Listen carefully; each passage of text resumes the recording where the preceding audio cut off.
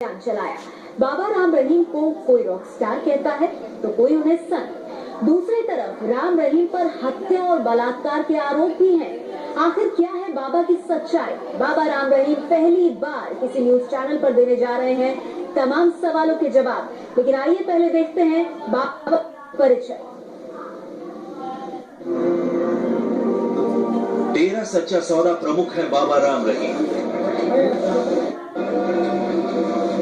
राम रहीम इन दिनों प्रधानमंत्री नरेंद्र मोदी के स्वच्छता अभियान को जोर शोर से लागू करने को लेकर सुर्खियों में है। राम रहीम ने हाल ही में मुंबई में अब तक का सबसे बड़ा सफाई अभियान शुरू किया। बाबा के साथ सफाई अभियान में बॉलीवुड की कई जानी मानी हस्तियां शामिल हुई। तो एक बार जोर से नाम लगा के दिखाओ सारे। राम रहीम ने मुंबई की सफाई के लिए 5 लाख लोगों की टीम लगाई थी। डेरा सच्चा सौदा की तरफ से शहर में 500 से ज्यादा कूड़ेदान भी लगाए गए। साफ सफाई सच्चा डेरा सौदा के लिए कोई नई बात नहीं है। बाबा राम रहीम ने सफाई का सबसे बड़ा और पहला अभियान 2011 में जयपुर में चलाया था। राम रहीम का दावा है कि पूरी दुनिया में उनके 5 करोड़ से ज्यादा भक्त हैं। यही वजह है कि चुनाव के समय सभी पार्टियों के नेता बाबा के पास अपने पक्ष में वोट दिलाने की मदद के लिए पहुंचते हैं। हरियाणा में हाल ही में हुए विधानसभा चुनाव में बाबा ने बीजेपी की ऐलानिया मदद की थी। बाबा राम रहीम जिस धार्मिक संगठन डेरा सच्चा सौदा के प्रमुख हैं, उसका मुख्यालय हरियाणा के सिरसा में है। डेरा सच्चा सौदा का दावा है कि उनके अनुयायी सभी धर्मों और वर्गों के लोगों का अपने बीच स्वागत करते हैं। इसलिए माना जाता है कि दलित और पिछड़े वर्ग के लोग डेरे के ऊंच नीच जात पात और गरीब अमीर की दरार से ऊपर उठने के वादे से प्रभावित होकर डेरे की ओर खींचे चले आते हैं। बाबा राम रहीम अक्सर विवादों में भी रहे हैं। उन पर साध्वी शिष्या से बलात्कार का आरोप है। इसके अलावा उन पर हत्या के 2 मामले भी चल रहे हैं। बाबा पर सिख गुरु के अपमान का आरोप भी लग चुका है। बाबा राम रहीम का एक रूप ये भी है।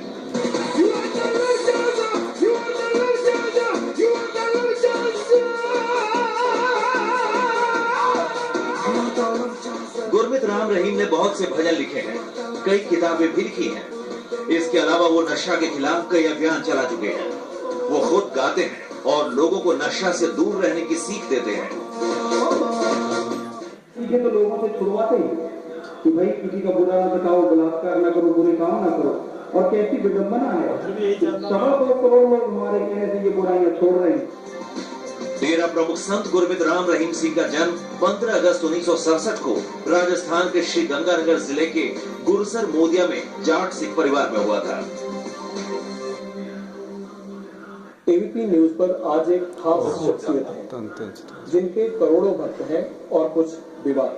डेरा सच्चा सौदा के प्रमुख बाबा राम रहीम, स्वागत है आपका हमारे कार्यक्रम में। आपने हमें वक्त दिया। पहला सवाल ये कि मैं आपको क्या कहूँ, संत कहूँ, रॉक स्टार कहूँ, धर्म प्रचारक कहूँ, समाज सुधारक कहूँ, फिल्म डायरेक्टर कहूँ, क्या कहूँ मैं? हम तो एक फकीर मेनली तो कि सबका भला करना हमारा काम है। लोग हमें पिताजी भी कहते हैं, गुरुजी कहते हैं, जो भी आपको ठीक लगे, संत भी कहते हैं, रॉक स्टार भी यूथ कहता है, लेकिन हम अपने आप में एक इंसान हैं।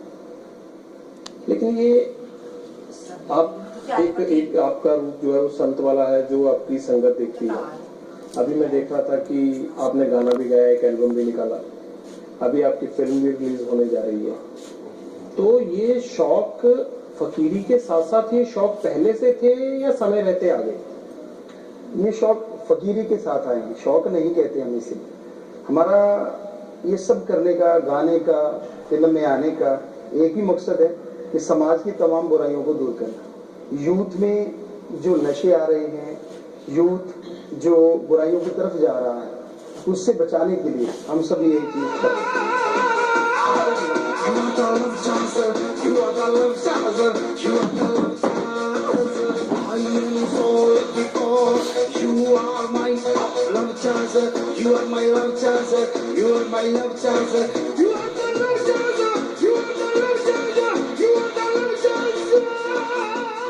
आपका एक लंबा चौड़ा कार्यक्रम है, मैं अभी आपके पॉम्फलेट्स पढ़ रहा था, डेरा की तरफ से दिए गए थे 104 कार्यक्रम जो आप चला रहे हैं।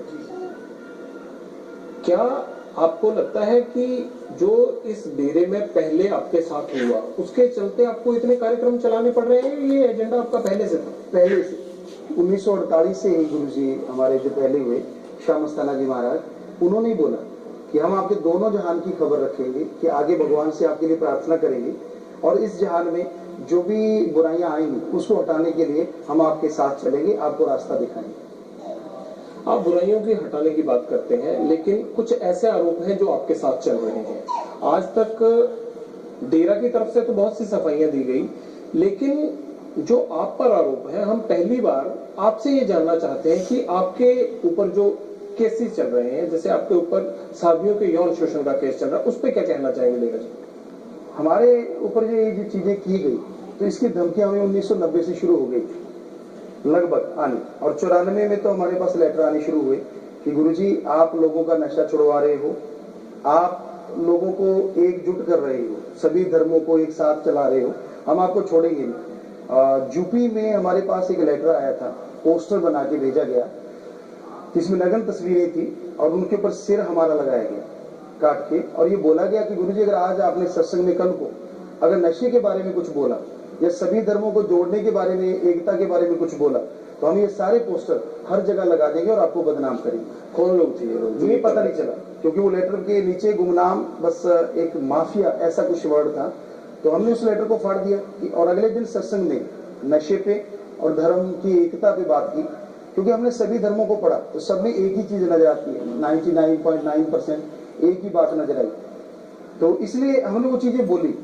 और ये सब चीजें हम पे ये जो कही गई या जो की गई, ये सिर्फ इसी वजह से है कि लोग हमसे बहुत ज्यादा जुड़ रहे हैं, और आज भी हमारे साथ वैसे ही साध्वी जिन्हें हम अपनी बेटियां कहते हैं, वैसी ज्यों की त्यों हैं, जिनमें बहुत से इंस्पेक्टर, पुलिस इंस्पेक्टर हैं, उनकी बेटियां हैं, जज साहबान हैं, उनकी बहनें हैं, आज भी ज्यों के त्यों वो आश्रम में रहते हैं और सेवा करते हैं। ये जो शुरुआत हुई, जैसा आपका इल्जाम है, तो क्या ये सियासी लोगों के मोटिवेटेड कार्यक्रम था आपके खिलाफ, या कुछ ऐसे लोग थे जो लोग आप इशारा कर रहे हैं ड्रग्स की तरफ आप मुहिम चला रहे थे, तो या कोई ड्रग्स लॉर्ड थे जिन्होंने जो चाहते थे कि आप ये काम ना करें? इशारा किसकी तरफ है? हमारा इशारा ड्रग माफिया, दूसरा कि कुछ लोग ऐसे भी थे जिनको ये लगता था कि गुरु के साथ करोड़ों लोग जुड़ रहे हैं, जैसे आपने अभी बोला कि उनको ये डर हुआ कि अगर करोड़ों लोग इनके साथ चलेंगे तो कहीं हमारी कुर्सी ना खिसक जाए, उनका भी शायद इसमें हाथ रहा। तो अब तो आपने बीजेपी की कुर्सी दिलवाने के लिए वोट किया है, इस बार आप जो है वो जो हरियाणा में चुनाव हुआ है उसमें डेरा ने जिस तरह से खुल के सपोर्ट किया है, तो आपको लगता है कि अब डेरा को इस तरह से बर्ताव करना चाहिए? जो आश्रम की तरफ से, हमारी तरफ से कोई हुक्म है वो हमने कभी किसी को कभी भी नहीं दिया आज तक। हम पहले भी कहते आए हैं, किसी ने वो बात हमारी आगे दी नहीं, और आज भी आपके माध्यम से कह रहे हैं कि हमारी तरफ से कभी किसी को कोई हुक्म नहीं होता। हरियाणा की जो शासंगत आई, हम एक ही चीज बोलते हैं, सब एक बन के चले, और उनसे उन्होंने राजनीति के विंग बनाया, कुछ लोगों को चुना पूरे हरियाणा से कि ये हमारी नुमाइंदगी करेंगे राजनीति के तौर पे, और उन लोगों ने फिर उनकी मीटिंग ली, पूरे हरियाणा के ब्लॉक्स हैं लगभग 100 के करीब या 102 के करीब, तो उनको बुलाया गया, हर किसी ब्लॉक से पूछा गया, और हमारी तरफ से संदेश था कि जो देश का भला करे, जो इंसानियत का भला करे, मानवता का भला करे, और समाज में रह के समाज के दुख सुन के उसको दूर करने की कोशिश करे, उनका साथ दीजिए। और एफिडेविट हमने यहाँ बनवाया, आप पढ़ सकते हैं, वो दिखा सकते हैं कि वो उस पर वो लोग साइन करें कि भाई हाँ हम इन कामों को फॉलो करेंगे, जैसे नशा ना हो, कन्या भ्रूण हत्या ना हो, तो बहुत सारी ऐसी चीजें कि आप समाज में रह के समाज के काम करें, तो आप उन सबको चुने। हमारी तरफ से सिर्फ ये संदेश दिया है। आपको लगता है कि बीजेपी वो सब करेगी या नरेंद्र मोदी वो सब करेंगे? वो आपकी तारीफ कर रहे हैं, आप उनकी तारीफ करने लगे हैं। तारीफ हम शुरू से करते आ रहे उन इंसानों की जो नेक काम करें, और मोदी जी ने जो काम अपनाया, जैसे सफाई महाअभियान हम 2011 से करते आ रहे हैं, तो उन्होंने इसको अपनाया। हम यही कहा करते थे, आप कभी भी पिछली रिकॉर्डिंग सुन सकते हैं कि कोई माइका लाल आए, देश का राजा हो, वो इसे अपना ले, तो हमारे देश के साथ एक नाम लगा हुआ है जो विदेशी कहते हैं डर्टी इंडिया, वो हट जाए हमेशा के लिए। तो मोदी जी ने आते ही उस चीज को अपनाया, तो हमें बड़ी खुशी हुई, और हमें ये लग रहा है उनकी बातों से, उनके वायदों से, कि जैसे उन्होंने ये कहा कि मैं करूंगा तो वो हो रहा है सारा, दूसरा ये कि जैसे कन्या भ्रूण हत्या के बारे में या जीव हत्या के बारे में या नशे के बारे में हमें लग रहा है कि वो जरूर करेंगे, जैसे उन्होंने पहल की है, आगे तो भगवान जानते हैं। आपकी मुलाकात हुई कभी मोदी साहब से या मोदी साहब के किसी दूत से? मोदी साहब से अभी तक हमारी कोई मुलाकात नहीं हुई। अभी आप मुंबई गए थे, आपने सफाई अभियान चलाया, मोदी साहब ने तारीफ की, सोशल मीडिया पर आया। जी बिल्कुल आया, उन्होंने तारीफ की, यहाँ के सीएम जो हैं हरियाणा के, उन्होंने भी तारीफ की, हमें बताया, हमने हमारे पास ट्वीट भी आया, पढ़ा, लोगों ने भेजा, तो हमने भी ट्वीट किया कि आपने मोटिवेट किया है इन लोगों को, क्योंकि हमें विदेशों से खूनदान के लिए, सफाई अभियान के लिए न्यूजीलैंड से, इटली से और यूके, इंग्लैंड से, सऊदी अरब से बहुत से लेटर मिले हैं, अवार्ड मिले हैं उन लोगों को जो वहाँ रह रहे हैं, इंडियन, जिन्होंने वहाँ सफाई महाअभियान चलाई, ब्लड डोनेट किया। तो इंडिया में कभी किसी ने एक शब्द नहीं बोला।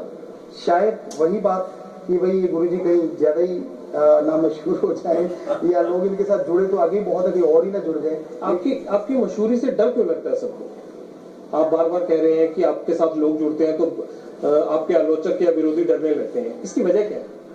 इसकी वजह हमसे ज्यादा तो आप ही समझते हैं कि लोग हमें जो लगता है, लोगों को ये लगता है कि गुरुजी कहीं राजा न बन के बैठते हैं, जबकि हमारा राजनीति में बचपन से कोई लेना देना नहीं। हमने बहुत बार बोला आप मत डरिए, हमारा तो सिर्फ समाज के भला करने के लिए ये जिंदगी है, हमारे खून का एक एक कतरा समाज के भलाई के लिए लगेगा। पावर प्लेयर बनना चाहते हैं? ऐसा कुछ नहीं, हमारा तो काम राह दिखाना है, और राह देखने के लिए कौन आना चाहता है, जो मर्जी आए। हम तो रास्ता दिखाते हैं कि हाँ आप ब्लड डोनेशन कीजिए, मरने के बाद बॉडी डोनेट कीजिए, मरने के बाद आंखें दान कीजिए, ये चीजें हम लोगों को बताते आ रहे हैं, और जो उसे अमल करेगा तो उनको हम साधुवाद कहते थे, कह रहे हैं और कहते रहेंगे। आप मानते हैं कि इस बार बीजेपी को भी आपने राह दिखाई हरियाणा में मुख्यमंत्री की कुर्सी तक पहुंचने की? आप मानते हैं कि आपके सपोर्ट करने से बीजेपी हरियाणा में सत्ता पर काबिज होने में कामयाब रही? हमने ये जरूर कहा, जैसे आपको शुरू में बताया, हमने ये बोला कि भाई ऐसे लोगों को ही चुन के लाएं जो एफिडेविट पे साइन करें। तो हमें लगता है कि शासन ने अगर उन लोगों को आगे लाए तो उन्होंने इन चीजों पे एफिडेविट पे साइन किए हैं कि हाँ हम समाज के हर अच्छे काम करेंगे, तो हो सकता है इसी वजह से वो लोग आगे आए। आगे भी आप सिर्फ बीजेपी को सपोर्ट करेंगे या आपका रुझान उसी पार्टी में रहेगा, या आने वाले वक्त में ये बदल भी सकता है किसी दूसरी पार्टी की तरफ? देखिए, हमने आपको पहले ही बोला कि हमारा किसी राजनीति से संबंध नहीं, ना था, ना है, ना रहेगा। हाँ, जो समाज के भले करेंगे, जो समाज के लिए आगे आएंगे, हमेशा उनके साथ थे, हैं और आगे भी रहेंगे। विरोधी पार्टियां ये आरोप लगाती हैं कि मोदी साहब की और बीजेपी की बाबा से डील हुई है। किसी भी तरह की कोई भी डील तब होगी ना जब कोई मिलेगा, हमसे तो मिले ही नहीं मोदी साहब, तो बात ऐसी कोई हुई नहीं, ना उनकी किसी नुमाइंदे ने हमसे कोई डील करी। सुषमा स्वराज जी और कैलाश विजयवर्गीय चुनाव से पहले आपके पास आए थे, सभी लोग आए थे, सभी पार्टियों के आए थे, जो आज हम पे इल्जाम लगा रहे हैं क्या अभय चौटाला वो भी आए थे, सभी लोग आए थे A to Z। तो अगर वो उनको ये बोला कि समाज का भला करें, जो एफिडेविट हमने दिया उनको भी दिखाया कि ये है हमारा नियम, शराब मत बांटो, वोटों के लिए शराब मत बांटो। वो कहने लगे गुरुजी इसका सोल्यूशन क्या है? इसका सोल्यूशन है किसी, ये हम नहीं कहते कि अभय ने कहा, किसी ने कहा, बहुत सारे लोगों ने कि गुरुजी फिर आप क्या कहते हो, क्या करें हम? हमने कहा गरीब के बच्चे को 1 महीना पूरा पढ़ने की फीस जमा करवा दो, साल की फीस करवा दो, वो पढ़ जाएगा। ये भी एक तरीका है, आप उनसे वोट ले सकते हैं। किसी गरीब की बेटी जिसकी शादी नहीं हो रही, आप उसकी शादी करवा दो, पूरा कुनबा आपके पास आ जाएगा, शराब पे लाके उनको मारोगा। ये हमने सबको बोला, सभी पार्टियों के लोग आए थे। आपको अच्छा लगता होगा जब चुनाव नजदीक आते हैं, तो हम लोग भी कवर करते हैं, बहुत सारे लोग आपसे मिलने के लिए आते हैं, क्या कहते हैं आपके आगे? सिर्फ आशीर्वाद लेके चले जाते हैं, वो तो बाहर यही बताते हैं, या कुछ आपसे मदद भी मांगते हैं? आशीर्वाद लेते हैं, गुरुजी हमारी मदद करना, और हम कहते हैं कि साथ संगत को हमने बोला है, अगर आप समाज के भला करोगे, समाज के साथ चलोगे तो लोग आपका साथ देंगे। अगर आप बुरे कर्म करोगे, अभी से शराबों की पेटियां बांटनी शुरू कर दोगे, तो वो आपका साथ नहीं देंगे। और पूरा आशीर्वाद सबको बोलते हैं। आपके आलोचक ये कहते हैं कि आप मौका देखकर मैच खेलते हैं। अगर तलवंडी साबो में चुनाव था तो आपने शिरोमणि अकाली दल को सपोर्ट किया, और हरियाणा में था तो आपने बीजेपी को सपोर्ट किया। क्या ये सत्यता है?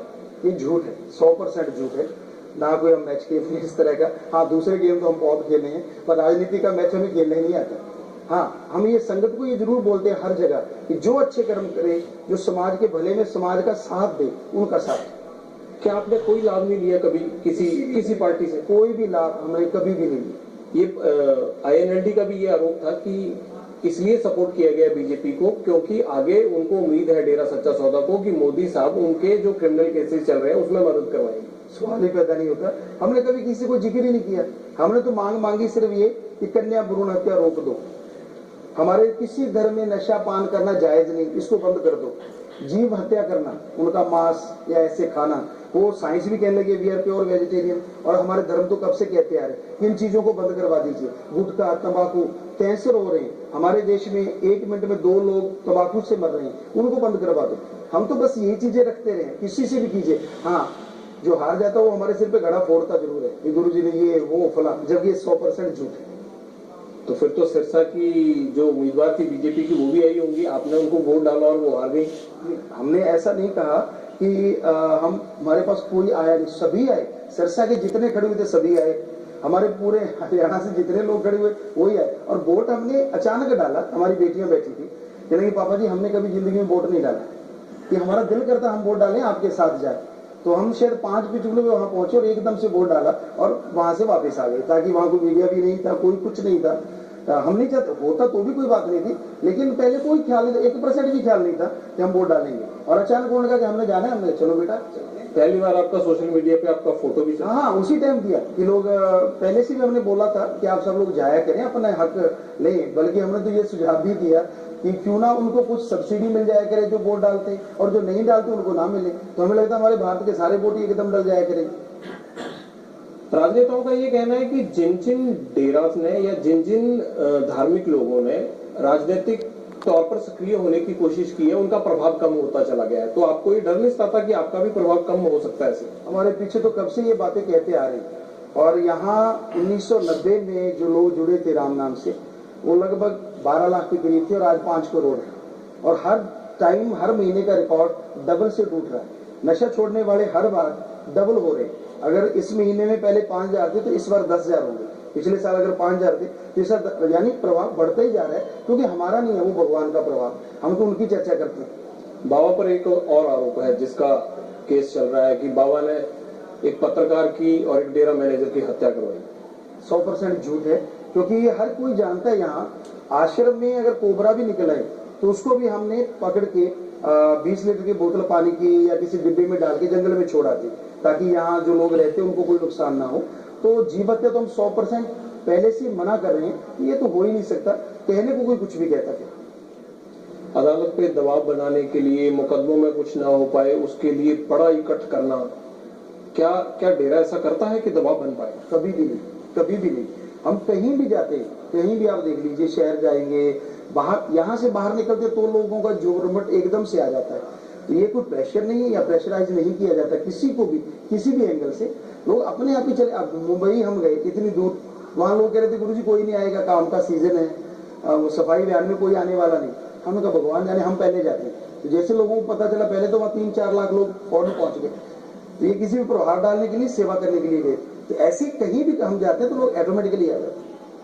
जब चंडीगढ़ हाईकोर्ट में आपकी जमानत पे सुनवाई थी, पंजाब पुलिस ने वहां आपको एक बार हेडक्वार्टर्स पे बुलाया था जब बठिंडा वाला केस चल रहा था। जी। तो वहाँ लाखों लोग सड़कों पे आ गए।